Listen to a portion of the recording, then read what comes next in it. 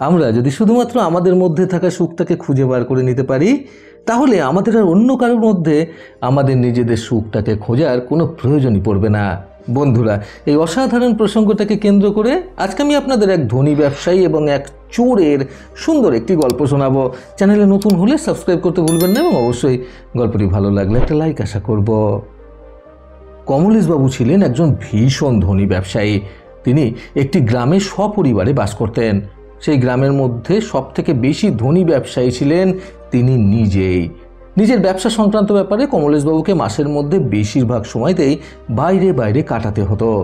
কাজের সূত্রে নিজের গ্রাম থেকে অনেক দূরের অনেক জায়গায় কমলেশবাবুকে ট্রেনে বাসে করে পথ অতিক্রম করতে হতো। কমলেশবাবুর গ্রামে একটি ছিচকে চোর বাস করত। কমলেশবাবুর বাড়ির 2-3টে বাড়ির পরেই সেই চোরটা থাকতো। কমলেশবাবু যেহেতু সর্বক্ষণ নিজের ব্যবসা বাণিজ্য এই সকল কিছু নিয়েই ব্যস্ত থাকতেন, ফলে সেই গ্রামে খুব একটা বেশি সময় কাটানো ওনার পক্ষে সম্ভব হয়ে উঠত না।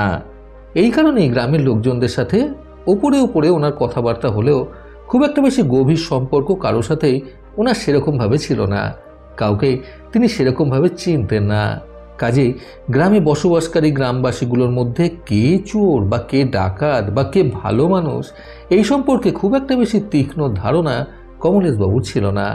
একদিন যথারীতি কমলেশবাবু একটি ব্যাগে করে নিজের ব্যবসার বেশ কিছু জিনিসপত্র এবং বেশ মোটা অঙ্কের কিছু টাকা পয়সা নিয়ে নিজের গ্রামের বাড়ি থেকে বেরোলেন ট্রেনে চেপে প্রায় 2.5 দিনের পথ অতিক্রম করে একটি গুরুত্বপূর্ণ গন্তব্যস্থলে পৌঁছানোর উদ্দেশ্যে। সেখানে ব্যবসা সংক্রান্ত ব্যাপারে কমলেশবাবুর কিছু একটা দরকারি কাজ ছিল। সেই কাজটা মিটিয়ে তিনি আবার নিজের গ্রামে ফিরে আসতেন। কিন্তু উনি যে সাথে করে বেশ মোটা অঙ্কের টাকা পয়সা নিয়ে 2.5 দিনের পথ অতিক্রম করে একটি গন্তব্যস্থলে যাচ্ছেন, এই বিষয়টা টের পেয়ে গিয়েছিল কমলেশবাবুর বাড়ির 2-3টে বাড়ি পরেই বসবাসকারী সেই ছিচকে চোরটি।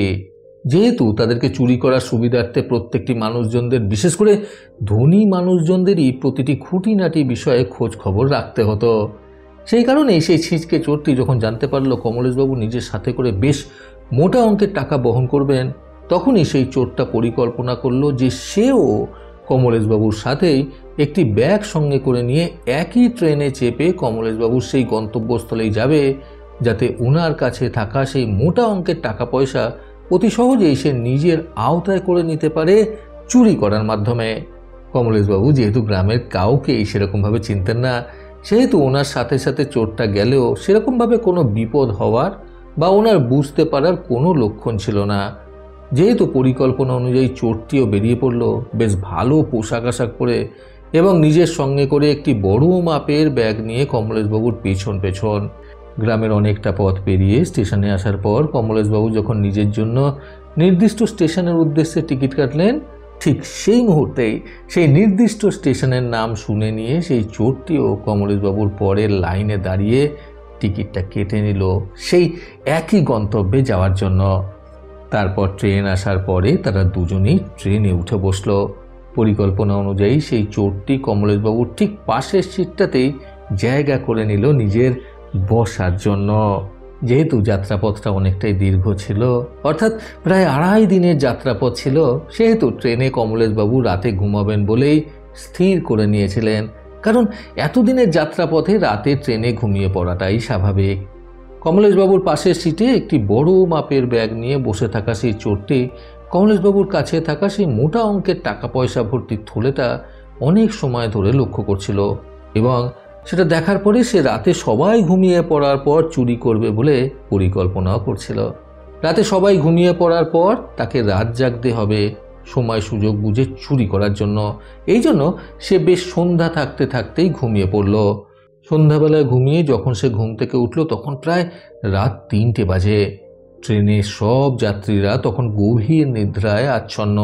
সেই সময় ছিচকে চোরটি ঘুম থেকে উঠে ট্রেনের সেই কামরায় ঘুমন্ত সবাইকে একটু চোখ বুলিয়ে দেখে নেওয়ার পর ঠিক তার পাশের সিটে ঘুমিয়ে থাকা কমলেশবাবুর কাছে থাকা সেই ব্যাগের ভেতরে উঁকি মেরে তার সাথে আনা সেই মোটা অঙ্কের টাকার থলেটা খুঁজতে লাগলো।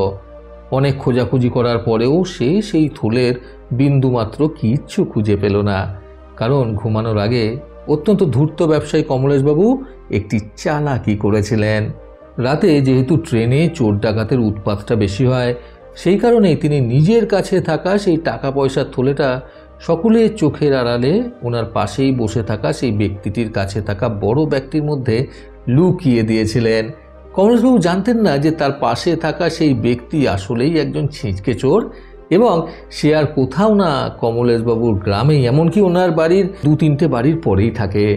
নিজের সাবধানতার জন্য কমলেশবাবু এই সিদ্ধান্তটা নিয়েছিলেন এবং তিনি মনে করেছিলেন যে ভোর হতে হতেই তিনি সেই থলেটা পাশের সেই ব্যক্তির ব্যাগ থেকে বার করে আবার নিজের ব্যাগে পুরে নেবেন এবং নিজে সেই সময় থেকে সজাগ হয়ে যাওয়ার পর আবারও সেই টাকা পয়সার থলেটার দেখভাল করবেন। এই পরিকল্পনা করেই তিনি নিজের কাছে থাকা সেই মোটা অঙ্কের টাকার থলেটা পাশের সিটে বসা ব্যক্তির ব্যাগের মধ্যে আস্তে করে ঢুকিয়ে দিয়ে তারপরে নিজে ঘুমিয়েছিলেন নিশ্চিন্তে। অথচ চোরটা এর বিন্দু মাত্র কিছু জানত না, কারণ সেই মুহূর্তে সে গভীর নিদ্রায় আচ্ছন্ন ছিল, যে মুহূর্তে কমলেশবাবু এই সকল কিছু জিনিস করেছেন। ফলে ঘুম থেকে ওঠার পর চোরটি নিজের স্বভাববশত চুরি করার জন্য কমলেশবাবুর কাছে থাকা ব্যাগটা হাতড়াতে লাগলো। কিন্তু বেশ অনেকক্ষণ সময় ধরে হাতড়ানোর পরেও যখন সে কিছু খুঁজে পেল না, তখন বাধ্য হয়ে সে নিজের জায়গাতে এসে আবার ঘুমিয়ে পড়ল চুপটি করে।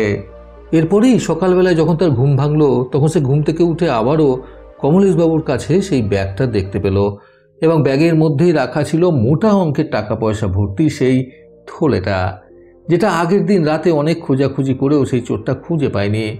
তখন সে নিজের মনে মনে ভাবল, হয়তো আমার দ্বারাই কোনো ভুল হয়েছে, আমি হয়তো ঠিকঠাক মতো সেই থলেটা খুঁজতে পারিনি।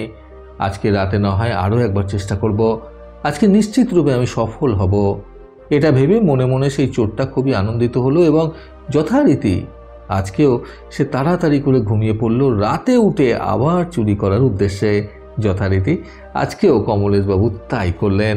নিজের কাছে থাকা থলেটা পাশের সিটে ঘুমিয়ে থাকা ব্যক্তির ব্যাগে ভরে রাখলেন সকলের চোখের আড়ালে। তারপর তিনি ঘুমিয়ে পড়লেন। রাত 2টোর সময় ঘুম ভেঙে উঠে চোরটা দেখল ট্রেনে সবাই গভীর ঘুমে ঘুমিয়ে রয়েছে। ফলে সে নিজের কাজে লেগে পড়ল। আজকে আবারও কমলেশবাবুর ব্যাগটা হাতড়িয়ে চোরটা কিচ্ছু পেল না এবং অবাক হয়ে গেল এটা ভেবে যে সকালে যে থলেটা এই ব্যাগেই থাকছে, রাত হলে সেই থলেটা কোথায় চলে যাচ্ছে। এই সব কিছু ভাবতে ভাবতে চোরটা নিজের মাথা চুলকোতে লাগলো এবং শেষমেশ কোনো উপায় না পেয়ে আবারও সে ঘুমিয়ে পড়ল। পরের দিন যথারীতি সকালে ঘুম থেকে উঠে আবারও সে কমলেশবাবুর ব্যাগের মধ্যেই সেই থলেটাকে দেখতে পেল। স্বাভাবিকভাবে ভীষণ অবাক হয়ে গেল সে। এর কিছুক্ষণ পর অর্থাৎ বেলা 11টা নাগাদ দুজনেরই স্টেশন চলে আসলো। কমলেশবাবুর সাথে সাথেই সেই চোরটাও ট্রেন থেকে নামলো। তারপর স্টেশনে দাঁড়িয়ে সেই চোরটা কমলেশবাবুকে ডেকে জিজ্ঞাসা করলো, দাদা, আমি হলাম আসলে একজন চোর। আপনার কাছে থাকা টাকা পয়সা থলেটা আমি চুরি করার উদ্দেশ্য করেছিলাম, কিন্তু আপনি যদি আমাকে আজকে একটি সত্যি কথা বলেন যে গত 2 দিন ধরে রাতে এই থলেটা কোথায় যেত, তাহলে আমি আপনাকে কথা দিচ্ছি আমি জীবনে আর কোনো দিন চুরি করে খাবো না, খেটে খাবো। একথা শোনার পর কমলেশবাবু মুচকি হেসে চোরটাকে উত্তরে বললেন, তুমি হলে প্রকৃত নির্বোধ। তুমি নিজের জীবনের সুখ অন্যের জীবনে খুঁজতে চেয়েছিলে। তুমি যদি আমার ব্যাগ না হাতড়িয়ে রাতে তোমার ব্যাগটা ভালো করে দেখতে, তাহলে হয়তো তুমি হতে এই টাকা পয়সা ভর্তি থলের মালিক। এই কথা বলেই হাসতে হাসতে কমলেশবাবু সেখান থেকে চলে গেলেন। আর চোরটা সেদিন বুঝতে পেরেছিল যে আসলেই সে কি ভুলটা করেছিল। বন্ধুরা, প্রতিটি স্তরে নিজেকে সুখী করতে আজকের এই সুন্দর গল্প থেকে শিক্ষণীয় 3টি কথা সর্বদা মনে রাখুন। প্রথমত, নিজের জীবনকে সুখী করে তোলার জন্য কখনোই অন্যের জীবনে দুঃখের সৃষ্টি করাটা উচিত নয়। দ্বিতীয়ত, নিজের জীবনের সুখটা কেবলমাত্র নিজেকেই খুঁজে বার করে নিতে হয়, এর জন্য অন্যের জীবনে কখনো উঁকি ঝুঁকি মারতে নেই। তৃতীয়ত, চুরি করে অন্যের ক্ষতি করে নিজের পেট চালানোর থেকে খেটে খাওয়া অনেক সম্মানের। প্রতিবারের মতো আবারও বলবো, এই পৃথিবী তাদেরকেই সম্মান দেয় যারা ইউনিক কিছু করার ক্ষমতা রাখে। সকলে সুস্থ এবং সুন্দর জীবন কামনায় প্রকৃত জীবন থেকে আমি সন্তু চক্রবর্তী আবার আসবো নতুন সুন্দর শিক্ষণীয় একটি ছোট গল্পের সাথে। ভালো শুনুন, ভালো থাকুন। ধন্যবাদ।